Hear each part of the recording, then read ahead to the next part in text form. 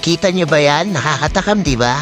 Masarap na, mura pa. Dito lang yan sa Malate, Manila. Tara, puntahan natin. At syempre, magbabike tayo papunta dyan. At meron tayong espesyal na kasama. Basta kainan, laging kasama to. Walang iba kundi si Ian Chow. Siya ang kasama natin kasi alam niya kung saan yun. Siguradong hindi tayo maliligaw kasi ilang ulit na rin siyang nakakain dun. Dito kami dumaan sa Lucky Chinatown. Dire-diretso lang to papuntang Luneta. Dito lagi ang ruta namin kapag papunta kaming south. Pag tawid niya ng tulay, galing Lucky Chinatown, makikita niya na tong Binondo Church. Konting padyak pa nga, makikita niyo na ang kagandahan nitong Jones Bridge. At dalawang isip pa nga ako kung kukurang ko tong pag-akyat ko sa Jones Bridge eh.